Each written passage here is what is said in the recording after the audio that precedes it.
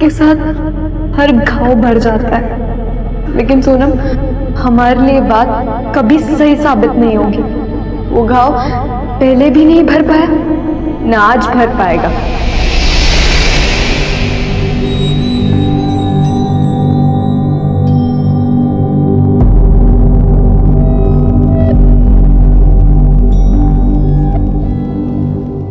ए रुक, क्या हुआ?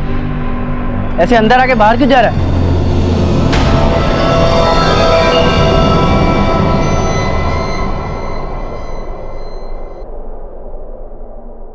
Happy birthday to you. Happy birthday dear Sonam.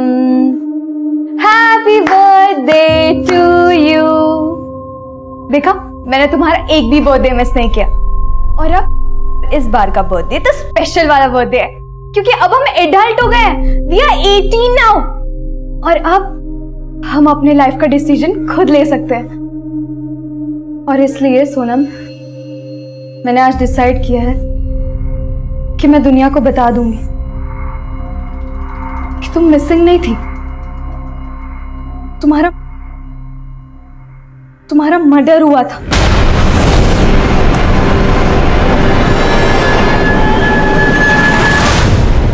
कौन है लड़की और किस सोनम की बात कर रही है जिसके मर्डर होने की बात बोल रही है? सर, मैं ना तो इस लड़की को जानता हूँ ना ही किसी सोनम को। मुझे तो बस ये सीडी मिली थी इस लैपटॉप में, जो कल ही सेकंड हैंड खरीदा था मैंने। कहाँ से खरीदा था? सर, एक कबाड़ वाले से। एक्चुअली कल मैं इंद्रपुरम मार्केट में था और वहीं कबाड़ वाले के पास ये लैपटॉप देखा था मैंने। ये लीजिए सर, लैपटॉप का चार्जर नहीं था उसके पास, लेकिन कंडीशन देखकर ये लैपटॉप उस कबाड़ वाले से खरीद लिया मैंने। दरअसल मेरे पास घर में पुराने लैपटॉप का चार्जर पड़ा था जो इसमें लग गया सर। लैपटॉप बिल्कुल चालू कंडीशन में था, लेकिन उसकी सीडी ड्राइव में एक सीडी थी। सर, जैसे ही सीडी प्ले की उसमें इस लड़की की फुटेज मिली। मुझे लगा कि आपको सब आके बता देना चाहिए। बिल्कुल सही किया तुमने। Confessions of murder. I know तुम मुझे ब्लेम करती हो कि मैंने अब तक ये सच छुपाए रखा, लेकिन तब ये बात किसी को बताना मेरे लिए बहुत मुश्किल था। मैं बहुत डरी हुई थी सोनम, लेकिन अब मैं तुम्हें इंसाफ दिलवाऊंगी।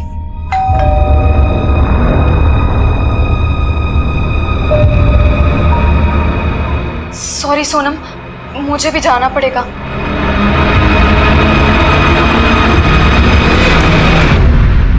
तरुण, प्लीज थोड़ी देर बाहर वेट करो। या श्योर सर। Thank you. क्या लगता है तुम लोगों को, इस रिकॉर्डिंग में कुछ सच्चाई है? सर, ऐसे देखने से तो ये लड़की नॉर्मल लग रही है, लेकिन जिस तरह से इसने कैमरे के सामने आके अपने सामने एक लड़की को एज्यूम किया है, वो मुझे नॉर्मल नहीं लग रहा है। अभिषेक सर, क्या पता ये लड़की ऐसे कैमरे के सामने आके किसी ड्रामे वगैरह की रिहर्सल कर रही हो। अभिषेक, अगर ये लड़की वाकई में कोई ड्रामा कर रही थी तो परफॉर्मेंस बहुत रियल थी सर। हो सकता है ये सब रियल ही हो, क्योंकि जब डोरबेल बजी तो ये लड़की बाहर की तरफ गई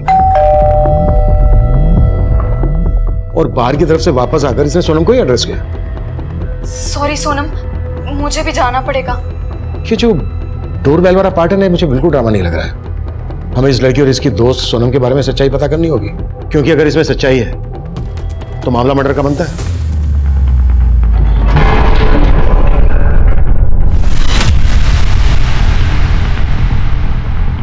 नमस्कार, मैं senior inspector Abhimanyu Jindal, crime petrol Dastak में आप सभी का स्वागत करता हूं। आज जो केस मैं आप लोगों के सामने रखने जा रहा हूं, ये केस जब हमारे पास आया तब हमें इस बात का बिल्कुल भी अंदाजा नहीं था कि ये वाकई में कोई मर्डर केस है या फिर ये हमारा वक्त जाया करने वाला है। लेकिन हम हमारी जिम्मेदारी निभाना चाहते थे। हमारी सबसे बड़ी मुश्किल ये थी कि हमें उस लड़की के बारे में कुछ भी पता नहीं था जो सीडी की फुटेज में किसी सोनम नाम की लड़की के मर्डर होने का दावा कर रही थी। और वो किस सोनम की बात कर रही थी हम ये भी नहीं जानते थे। उस लैपटॉप का आईपी एड्रेस पता करने के बाद भी हमें कुछ हासिल नहीं हुआ, और ना ही उस लैपटॉप पर कोई बारकोड था जिससे हम उस लैपटॉप के ओरिजिनल बायर तक पहुंच पाते। अब हमें एक लंबा रास्ता अपनाना था। एक तरफ हम के डेटाबेस से उन सभी सोनम का डेटा निकाल रहे थे जो अब तक गायब थी, और दूसरी तरफ हम उस कबाड़ वाले की दुकान पर पहुंचे जहां से वो सेकंड हैंड लैपटॉप खरीदा गया था। सर, यही वो दुकान है जहां से मैंने लैपटॉप खरीदा था। हाँ साहब, ये लैपटॉप मैंने इनको बेचा था, लेकिन बात क्या है साहब? ये लैपटॉप जो तुमने इनको बेचा, इस लैपटॉप में हमें ये सीडी मिली थी, किसकी है ये? सीडी सीडी के बारे में तो कुछ नहीं जानता साहब, लेकिन ये लैपटॉप मैंने कबाड़ में खरीदा था। किससे खरीदा था? साहब मेरे आसपास के मोहल्ले में बहुत सारे कबाड़ वाले, वो घर घर जाके कबाड़ खरीदते हैं और वही माल मुझे बेचते हैं।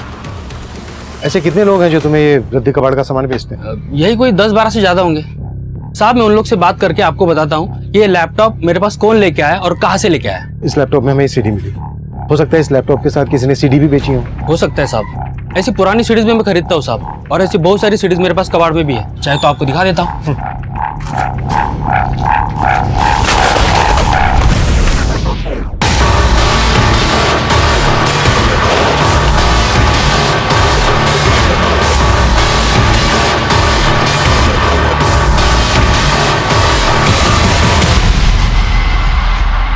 सर ये तो बिल्कुल ऐसी सीडी है। कन्फेशंस ऑफ मर्डर 2, बिल्कुल सेम सीडी है।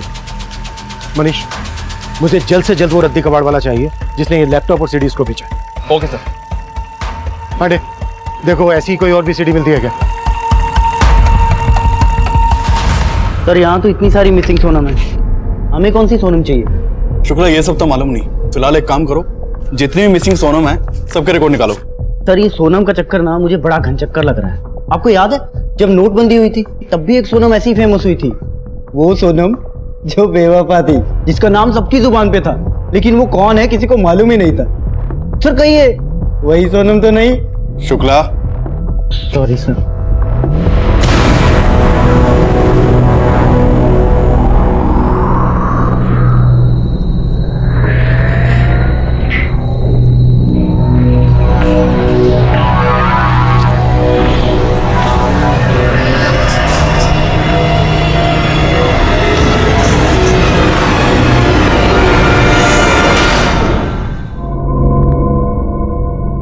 ये सिक्का याद है सोनम? 10 साल पहले इसी 5 रुपए की शर्त लगाई थी मैंने तुमसे, और तुमसे हार जाने के बाद भी मैंने तुम्हें ये सिक्का वापस नहीं दिया, और फिर तुम्हें कभी मौका ही नहीं मिला ये देने का। 10 साल हो गए उस हादसे को। वो दिन याद आते मन कांप उठता है मेरा।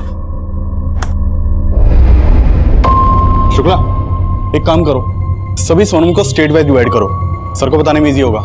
Okay sir. जैन सर, के डाटाबेस से सोनम नाम से दर्ज हुए 50 से ज्यादा मिसिंग कंप्लेंट का पता लगा लिया मैंने। अभिषेक, फिलहाल तुम उन सभी केसेस को जीरो डाउन करो जो 10 साल पहले हुए थे, और उन सभी स्टेट्स को फोकस करो जहां पर हिंदी बोली जाती है। इस वीडियो वाली लड़की के एक्सेंट से लग रहा है कि ये लड़की और इसकी दोस्त सोनम ये नॉर्थ इंडिया के रहने वाले हैं। ठीक है सर।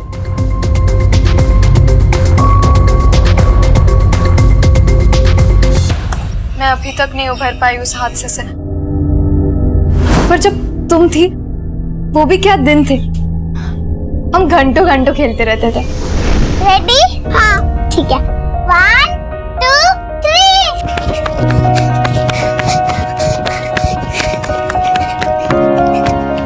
ये मैं जीत गई ये।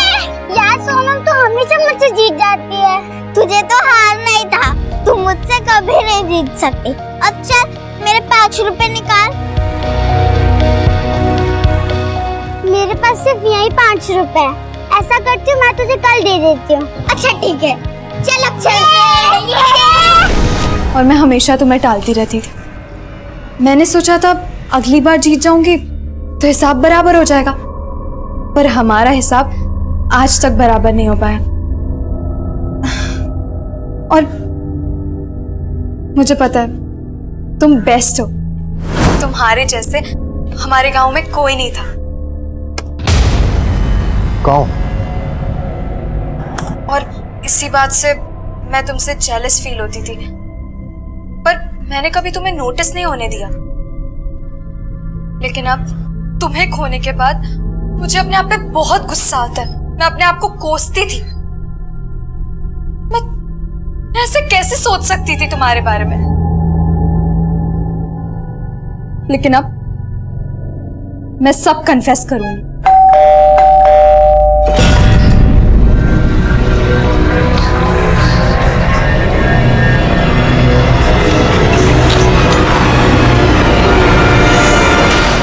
अरे दीदी, आप फिल्म बना रहे मेरा? अरे नहीं नहीं, तुम आओ ना अंदर, मुझे ना चाय बना के दे दो।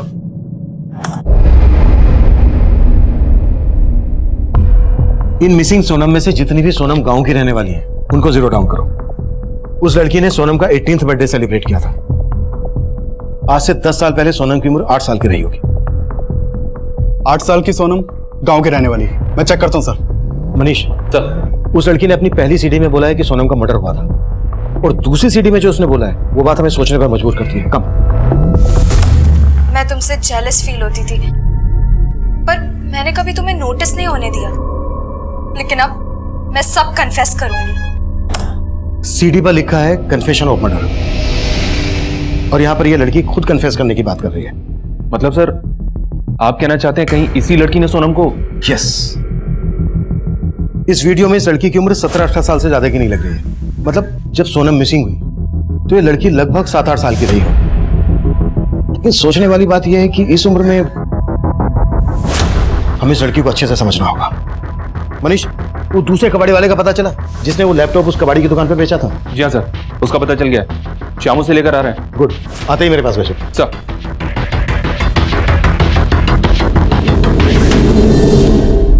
साहब मैं अलग अलग कॉलोनी में जाके घर घर जाके कबाड़ खरीदता हूँ साहब। वो सब मालूम है हमें। ये लैपटॉप किससे खरीदा था वो बोल। ये ले। साहब ये तो मुझे याद नहीं, बहुत दिन हो गए साहब।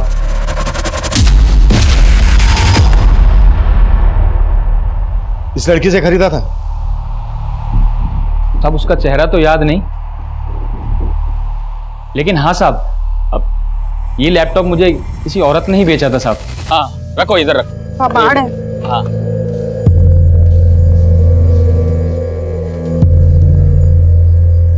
इन सबका 100 रुपए होगा। क्या भैया 100 रुपए? लैपटॉप है, लैपटॉप देखो बहुत महंगा आता है। चलाना आता है तुमको? नहीं, लेकिन महंगा आता है। अरे ये वैसे ही भंगार में ही जाएगा, 200 रुपए से ज्यादा नहीं। बताओ बेचना है? ठीक है। कौन औरत थी वो? साहब ये तो मैं नहीं जानता, लेकिन साहब मैं उस टाइम गणेश नगर में था, हो सकता है वो आसपास वहीं रहती होगी। सुन, ये औरत थी वो? हाँ साहब यही तो है, इन्होंने मुझे लैपटॉप बेचा था। गणेश नगर में इस औरत ने जहां पर तुझे लैपटॉप बेचा था वो जगह दिखा हमें। शुक्ला। मैगम सर,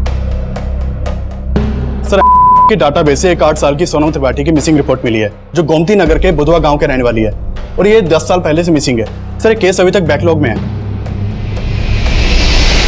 बुधवा गांव, गोमती नगर। इस कबाड़ वाले ने गणेश नगर में जहां से लैपटॉप खरीदा था वहां से गोमती नगर लगभग 65-70 किलोमीटर दूर होगा। हाँ सर, इसीलिए लग रहा है कि हमें जो सोनम चाहिए वो यही सोनम त्रिपाठी हो सकती है। मनीष, गोमती नगर थाने से इस सोनम त्रिपाठी की डिटेल्स निकालो। सर।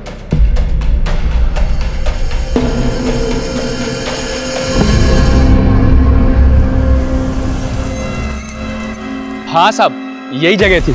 अब मैं इधर से आ रहा था और वो औरत पीछे से ही आई थी, और यहीं पे मैंने लैपटॉप खरीदा था साहब। अब मुझे लगता है साहब आसपास ही रहती होगी।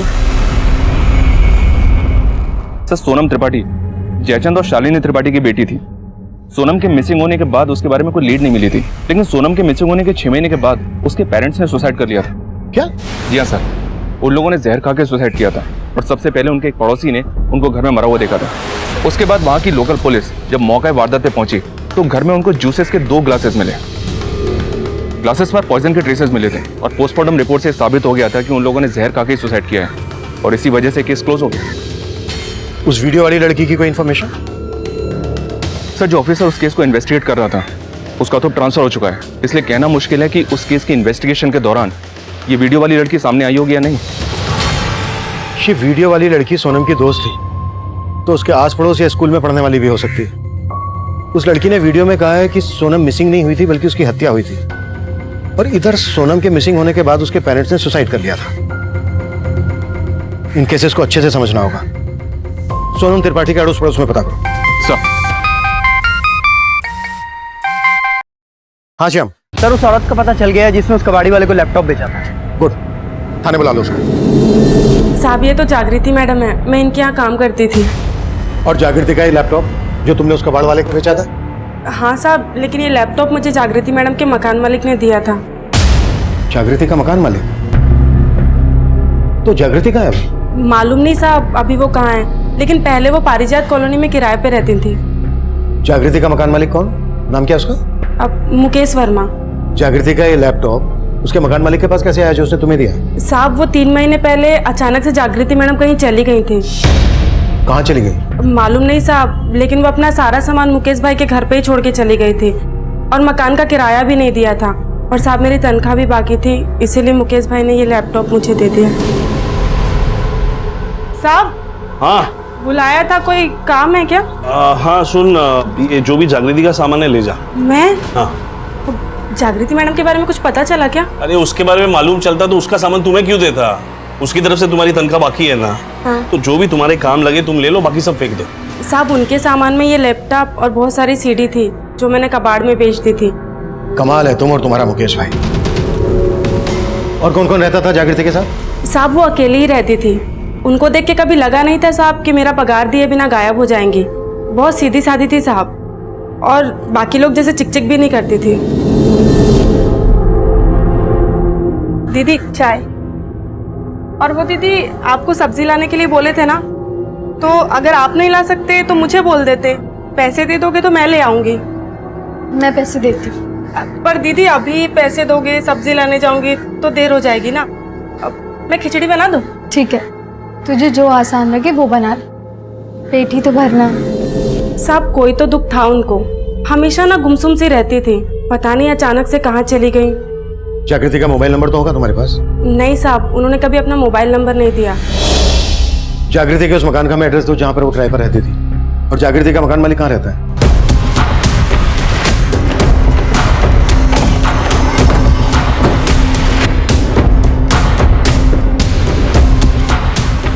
नमस्ते साहब। हम यहाँ सोनम रहती थी, उसके बारे में क्या जानते हो तुम?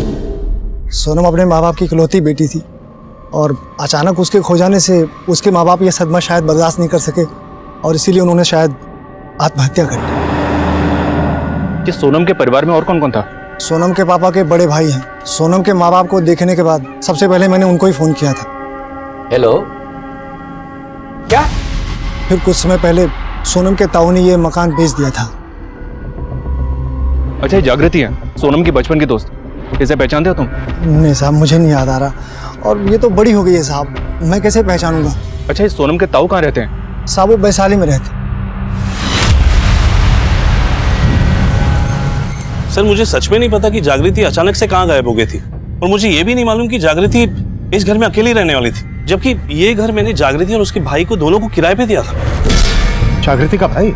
हाँ सर, लेकिन जब भी मैं किराया लेने आता था मैंने उस लड़के को कभी देखा नहीं।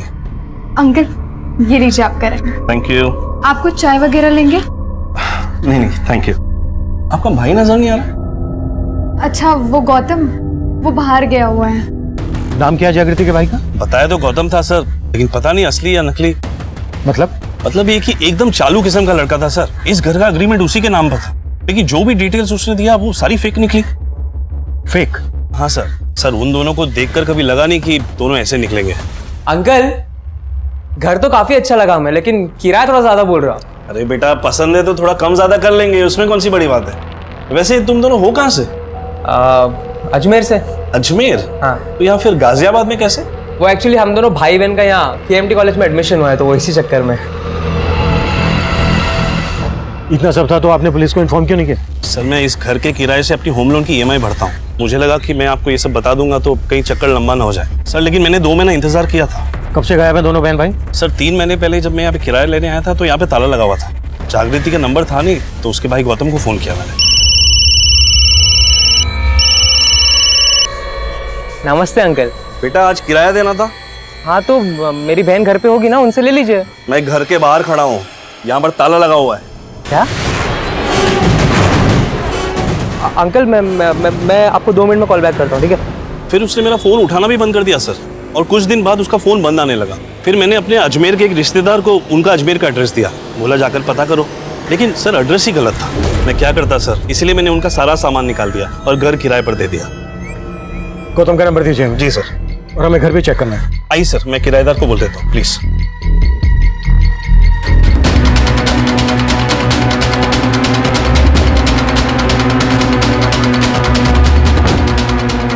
अभिषेक,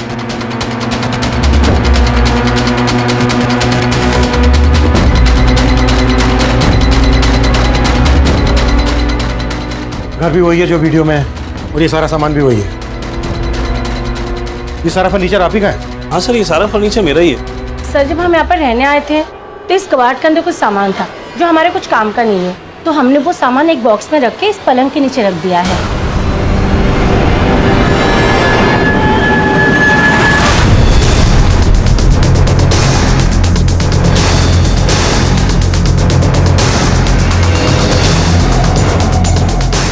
सर ये देखिए, कन्फेशन ऑफ मर्डर।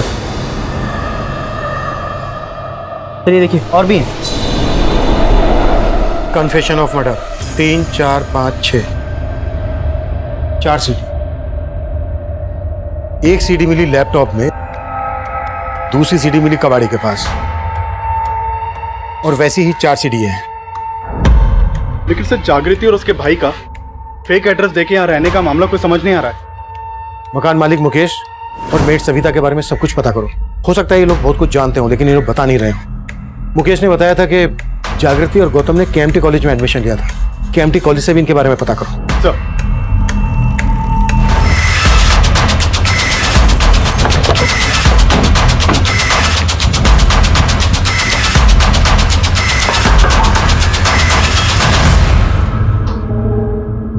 जी साहब, हम आपसे सोनम मिसिंग केस और उसके पेरेंट्स के सुसाइड केस के बारे में कुछ बात करना चाहते हैं। इस लड़की के बारे में मैं कुछ नहीं जानता सर, लेकिन इतने सालों बाद आप ये सब क्यों पूछ रहे हैं? क्योंकि हम सोनम मिसिंग केस दोबारा ओपन कर रहे हैं। क्या सोनम के बारे में आपको कुछ पता चला है क्या? पता तो नहीं चला है, लेकिन हमें ऐसा लग रहा है कि सोनम मिसिंग नहीं हुई थी बल्कि उसका मर्डर हुआ था। मर्डर? हाँ, हो सकता है सोनम के पेरेंट्स को इस बात का पता हो। क्या उन्होंने आपसे कभी इस बात का जिक्र किया? नहीं सर, वो तो इसी उम्मीद में बैठे थे कि सोनम उन्हें मिल जाए। किसे पता था वो ये सब कर लेंगे। हमारा आकलन ये कह रहा था कि सोनम त्रिपाठी ही वो बच्ची होगी जिसकी हत्या की बात वो लड़की कर रही थी, जिसकी पहचान जागृति के नाम से हुई थी। लेकिन सोनम के परिवार, पड़ोस, रिश्तेदार, स्कूल, कहीं से भी हमें जागृति की बैकग्राउंड की कोई लीड नहीं मिली थी। और सोनम के कातिल का पर्दाफाश करने वाली जागृति 3 महीने से गायब थी। ये कई आपराधिक संकेत दे रहा था। सवाल ये भी था कि क्या जागृति को इसलिए गायब कर दिया गया था क्योंकि वो सोनम के कातिल का पर्दाफाश करने वाली थी, और तब जागृति के सामान में मिली बाकी की सीडीज इस केस को और भी पेचीदा करने वाली थी। सोनम, उसने सिर्फ तुम्हें ही नहीं मारा था बल्कि मुझे भी अंदर से खत्म कर दिया था, पर मैं तुम्हें ये बात कभी बता नहीं पाई, जबकि मैं जानती थी कि वो हमेशा से तुम्हारा पीछा कर रहा था। उसको सब पता था कि हम कब कहाँ मिलते थे, कहाँ खेलने जाते थे।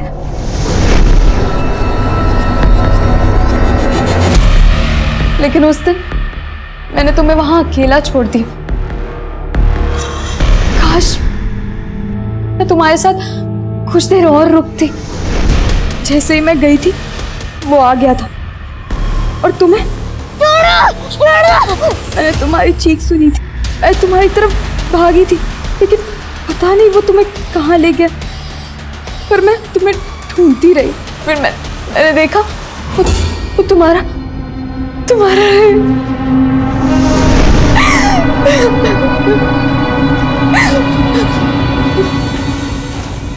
और फिर उसके बाद वो मुझे भी मारना चाहता था, लेकिन मैं भागती रही।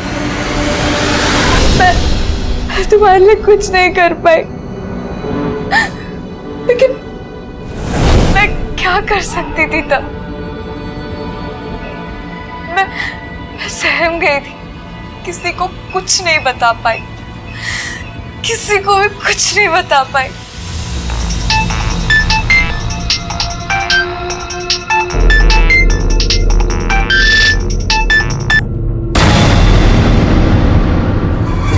मेट सविता और मकान मालिक मुकेश ने कहा था कि जागृति के पास कोई मोबाइल फोन नहीं था, लेकिन इस वीडियो में तो इसके पास मोबाइल फोन दिख रहा है।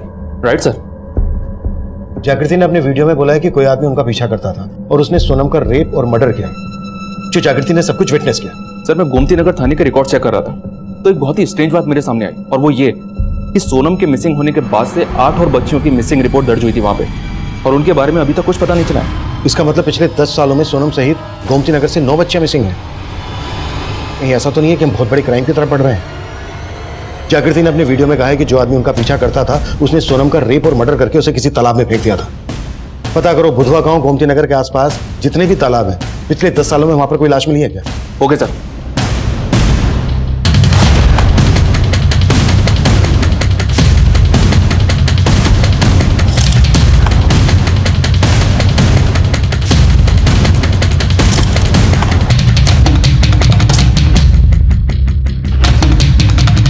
मैकमिन सर। यस कम इन।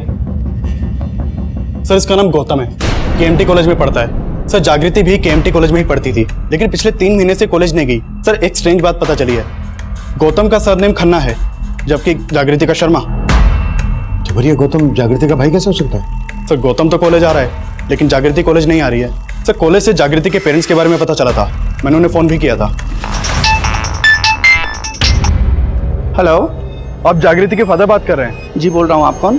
जी मैं गाजियाबाद थाने से बात कर रहा हूँ। क्या बता सकते हैं अभी जागृति कहाँ है? सर जागृति तो गाजियाबाद की केएमटी कॉलेज में पढ़ती है।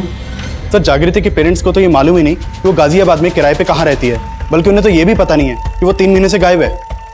जागृति के पेरेंट्स कहाँ रहते हैं? सर दिल्ली में। ठीक है, इस गौतम को लेकर आओ और ये 3 सीडी प्ले नहीं हो रही हैं, 4, 5, 6 इनका डेटा रिकवर करवाओ। सर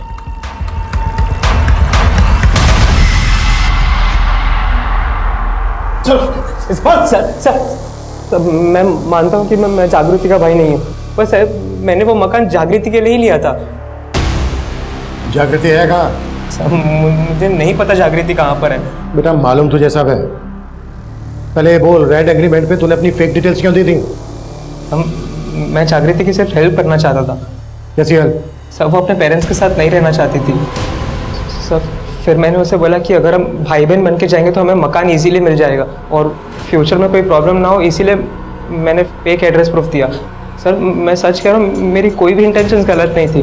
लेकिन जागृति अपने पेरेंट्स के साथ क्यों नहीं रहना चाहती थी? क्योंकि वो उसके सौतेले माँ बाप थे सर। सौतेले माँ बाप? हाँ सर, जब जागृति 9 साल की थी तो उन्होंने उसे ममता ऑर्फनेज से अडॉप्ट किया, लेकिन जागृति की उससे बनती नहीं थी सर। उसे जब भी रेंट और पैसों की जरूरत पड़ती थी तभी वो अपने सौतेले माँ बाप को कांटेक्ट करती थी। मुझे तो खुद ही समझ में नहीं आ रहा कि वो एकदम से गायब कहाँ हो गए। ज्यादा होशियारी मत दिखा। अगर हमें बाद में पता चला ना कि तू हमसे कुछ छुपा रहा है तो जानता है ना क्या असर होगा तेरा। सर मैं सच कह रहा हूँ, मुझे नहीं पता। मैं नहीं जानता कि जागृति कहाँ है। जागृति का मोबाइल नंबर तो होगा तेरे पास? हाँ सर है, वो मेरे फोन में जो आपके पास है।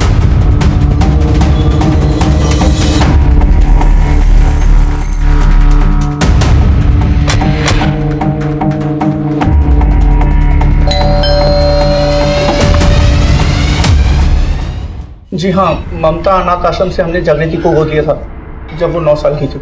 और सोनम नाम की भी किसी लड़की का उसने हमसे कभी कोई जिक्र नहीं किया। जागृति के कॉल रिकॉर्ड निकलवाओ और चेक करो उसका फोन कब और कहाँ बंद हुआ था। हो सकता है उसके कॉल रिकॉर्ड से हमें कोई क्लू मिल जाए जो सोनम के कातिल से ताल्लुक रखता हो। सर ये सीडी नंबर 4 तो प्ले हो रही है लेकिन 5 और 6 प्ले नहीं हो रही। 5 और 6 की फुटेज भी रिकवर करवाओ। Okay sir.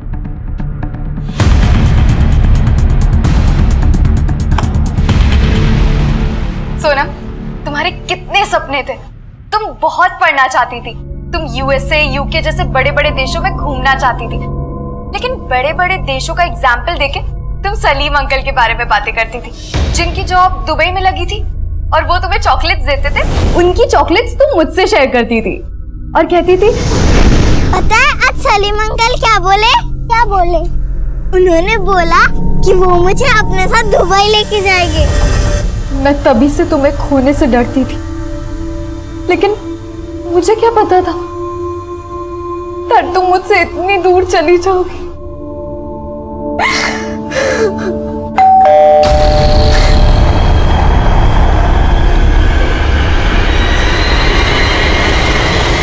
Surprise for you जागृति, पार्टी करेंगे सब लोग।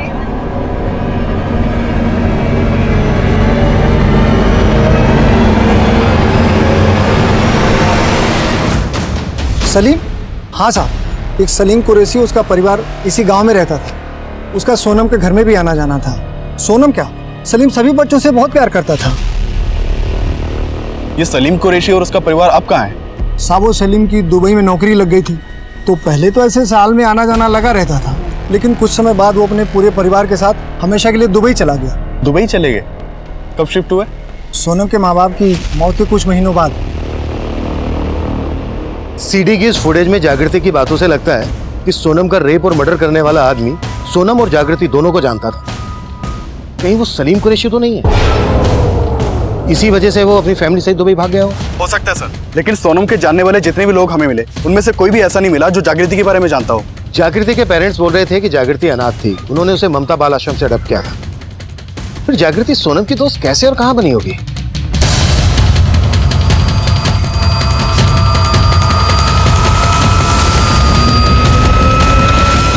मैंने 9 साल पहले जागृति को यहाँ से अडॉप्ट किया था।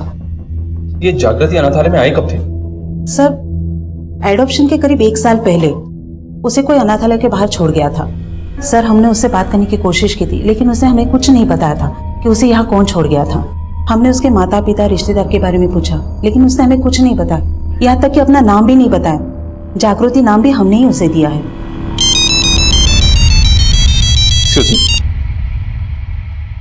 Hello, what?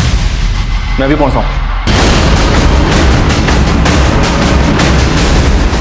हाँ मनीष। सर, जागृति ने उस रिकॉर्डिंग में कहा था कि सोनम को मार के तालाब में फेंक दिया गया था, लेकिन पिछले 10 साल से तालाब के आसपास कोई बॉडी नहीं मिली थी। लेकिन अभी यहाँ गोमती नगर के तालाब के पास धुरिया नाम की एक बच्ची की लाश मिली है, जो कुछ ही दिनों पहले मिसिंग हुई थी। यानी ये 9वीं बच्ची है जो सोनम के बाद मिसिंग हुई थी? जी हाँ सर, और इस बॉडी को देखकर भी ऐसा ही लग रहा है। ये केस भी रेप और मर्डर का है। सर, अगर इन सभी बच्चियों के केसेस को एक ही क्रिमिनल से जोड़ें तो ये कोई सीरियल किलर भी हो सकता है, जिसने सबसे पहले सोनम को और एक के बाद एक इन बच्चियों को गायब किया। लेकिन लाश धुरिया की ही मिली थी और सोनम का भी रेप और मर्डर हुआ था, ऐसा जागृति उस वीडियो रिकॉर्डिंग में बोल रही है। और वो ये भी बोल रही है कि वो और सोनम उस किलर को जानते थे। जागृति के कॉल रिकॉर्ड्स क्या कहते हैं? सर, जागृति का फोन 3 महीने पहले 5 जून को सीमापुरी में बंद हुआ था। सीमापुरी? सर, सीमापुरी वैशाली से ज्यादा दूर नहीं है, और वैशाली में सोनम का ताऊ रहता है। सोनम का ताऊ? सोनम के गायब होने और उसके पेरेंट्स के सुसाइड करने का सबसे ज्यादा फायदा सोनम के ताऊ को ही हुआ है। हो सकता है सोनम के पेरेंट्स की आत्महत्या उसके ताऊ की कोई साजिश हो। लेकिन सर, हमें सलीम कुरैशी के बारे में भी नहीं भूलना चाहिए, क्योंकि सोनम के पेरेंट्स की डेथ के बाद वो अपनी फैमिली को लेकर दुबई शिफ्ट हो गया था। वो सब मालूम चला है कि हर साल वो दुबई से इंडिया आता है। पता करो, जब सलीम कुरैशी दुबई से इंडिया आता था, उसी दौरान ये बच्चियां गायब हुई हैं क्या? और सोनम के ताऊ की भी कुंडली निकालो। सर, सोनम के ताऊ और उसके दुबई वाले अंकल सलीम कुरैशी पर शक करने की वजह थी, लेकिन ये केस इतना पुराना था कि मौजूदा वक्त में सबूतों के लिए जोड़ तोड़ करना मुश्किल साबित हो रहा था। और हैरान कर देने वाली बात यह भी थी कि जागृति, जो सोनम की बेस्ट फ्रेंड होने का दावा कर रही थी, उसे सोनम से जुड़े लोग नहीं जानते थे, और जागृति को जानने वाले लोग भी सोनम के बारे में नहीं जानते थे। सोनम का मिसिंग केस फाइल होने के कुछ वक्त बाद ही जागृति का अनाथालय में जाना शक के बादल और भी घने कर रहा था। हम 3 जगह के डम डेटा पर काम कर रहे थे। एक, जहां पर जागृति का मोबाइल फोन बंद हुआ था। दूसरा, जहां पर धुरिया की लाश मिली थी। और तीसरा, बुधवा गांव, जहां की सोनम रहने वाली थी। इसी दौरान जागृति के घर से मिली उन 4 सीडीज में से बाकी 2 सीडीज का डेटा रिकवर कर लिया गया। आई एम सॉरी सोनम, कल वो गौतम अचानक से अपने दोस्तों को लेकर आ गया, इसलिए मैं तुमसे आगे बात नहीं कर पाई। मुझे नहीं पता था कि वो अचानक से अपने दोस्तों को लेकर आ जाएगा। कल तो उसने मेरा मूड ही खराब कर दिया। सरप्राइज फॉर यू जागृति, व्हाट्स अप? सब पार्टी करेंगे आज। सिर्फ मेरी वजह से तुम यहाँ पे रुकी हुई है। अगर मैं तेरी हेल्प नहीं करता ना, पता नहीं तू कहाँ रुकती। तेरी जो भी है रोक टोक है ना, यहाँ पे नहीं चलेगी, समझी? देख क्या रही है, चल अभी मजे करते, चल आजा। मैं गौतम को मना नहीं कर पाई, मुझे तो उससे और भी नफरत हो गई है। मैंने उसे देखते हुए देखा, मैंने गौतम से क्या हर लड़के से दूरी बना ली थी, लेकिन रोहित सर वो थोड़े डिफरेंट है। रोहित सर? मुझे लगता है रोहित सर मुझसे, लेकिन वो कह नहीं पाते, पर मैं भी उन्हें बहुत पसंद करती हूँ। वो ना बहुत हेल्पफुल है और मुझे भी तो उनकी हेल्प चाहिए ना।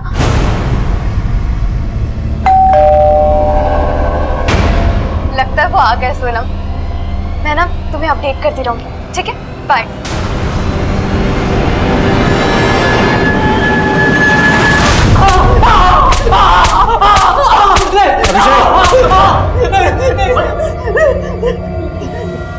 जागृति को तूने गायब किया है ना? हाँ बोल, कहाँ है वो? सर मुझे नहीं मालूम सर कहाँ है वो। कहीं ऐसा तो नहीं है कि तूने उसका मर्डर कर दिया? नहीं सर, मैंने कुछ नहीं किया सर, सच कह रहा हूँ सर, वो पक्का। जागृति ने तुझे देखते हुए पकड़ा था, है ना? गौतम, हाँ? तुम देखते हो शर्म नहीं आती है? क्या है इसमें? सब लोग देखते हैं, नॉर्मल है। It's a crime. मैं तुम्हारे बारे में पुलिस को बता दूंगी। देख जागृति, पुलिस को मत बताना। आई प्रॉमिस, मैं वापस नहीं देखूंगा। वो नहीं मानी इसलिए तूने उसको मार डाला। नहीं सर, मैंने जागृति को नहीं मारा सर, सच कह रहा हूँ मैं। और ये रोहित सर कौन है? कौन रोहित सर? मैं किसी को नहीं जानता सर, सच कह रहा हूँ मैं। सर जागृति के नंबर से जिस नंबर पे लास्ट कॉल हुआ था वो नंबर किसी रोहित सिंह के नाम पे रजिस्टर्ड है। मैंने चेक किया, इस रोहित का फोन अक्सर उसी एरिया में एक्टिव रहता था जहां जागृति गायब रहती थी।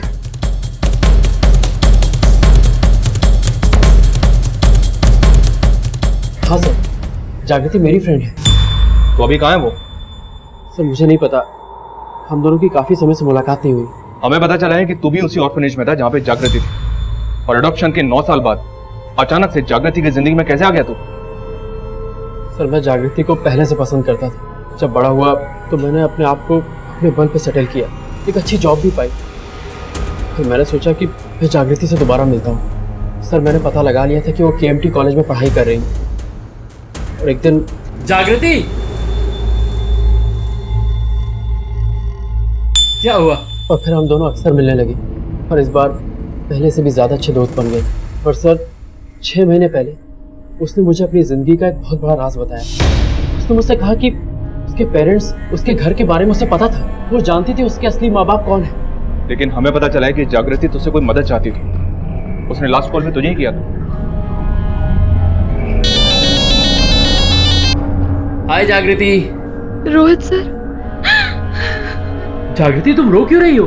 अब आप मुझे भूल जाइए। अरे जागृति, उससे बहुत प्यार करता था और मैंने उसकी इस बात की रिस्पेक्ट की। सर ये बात मैं आज तक नहीं समझ पाया कि उस दिन उसने मुझसे ऐसा क्यों कहा था। सर जागृति का फोन सीमापुरी में जिस दिन बंद हुआ था उस दिन वो एक औरत के साथ अमित होटल के पास एक CCTV में कैप्चर हुई थी। ये देखिए।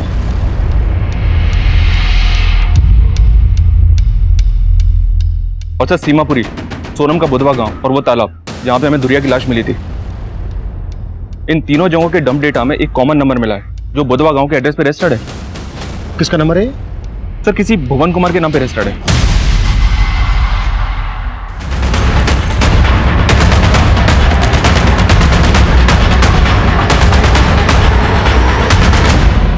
भुवन तुम्हारा पति है और उस दिन वो उस अमित रेस्टोरेंट के पास था जहां पर तुम जागृति से मिली थी।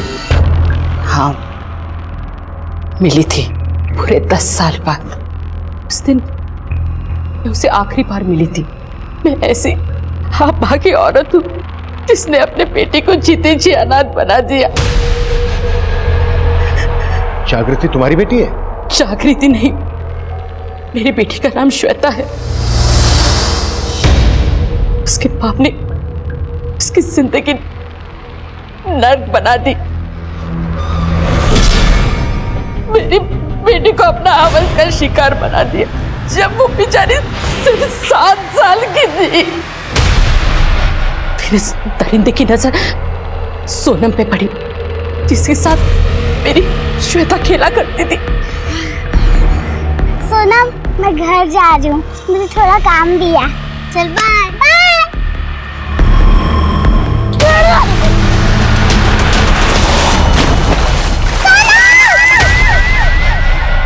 वो दौड़ती हुई मेरे पास आई और उसने मुझे सब कुछ बता दिया।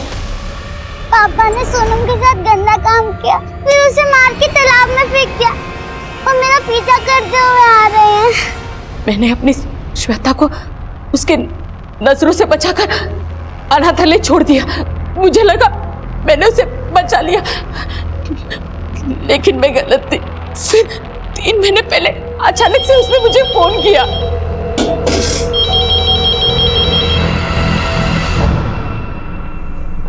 हेलो माँ, श्वेता, तू? आप मुझे भूल गई ना? अब तो मैं आपको याद भी नहीं आती होंगी। नहीं बेटा, ऐसा मत बोल। मैं तुझे कैसे भूल सकती हूँ? मैं तो तुझसे मिलने अनाथालय भी जाती थी, लेकिन मैं आपकी बेटी नहीं बन पाई तो किसी और की बेटी कैसे बन पाती? लेकिन अब मैं बच्ची नहीं रही। आप अपने पति से डर के उसे बचाती रही, लेकिन मैं नहीं। अब मैं सोनम को इंसाफ दिलाऊंगी। देख श्वेता, तू ऐसा कुछ नहीं करेगी। हाँ, मैं तुझे कह रही हूँ ना, तू ऐसा कुछ भी नहीं करेगी। तो तुमने अपने पति को बचाने के लिए उसे मना किया और उस दिन उसे अमित रेस्टोरेंट के पास मिलने के लिए बुलाया। वो बिना मुझसे कुछ बोले वहां से चली गई और मुझे नहीं पता था कि मेरा पति वहीं पे था। उस दिन सरला को जब उसने फोन किया तो मैंने सरला को उससे बात करते हुए सुन लिया था, और अगले दिन जब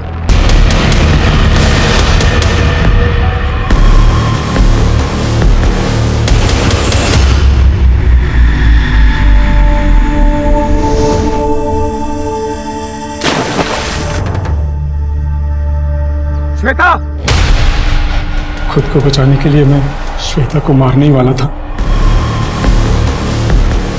मुझसे पहले उसने तालाब में छलांग लगा दी।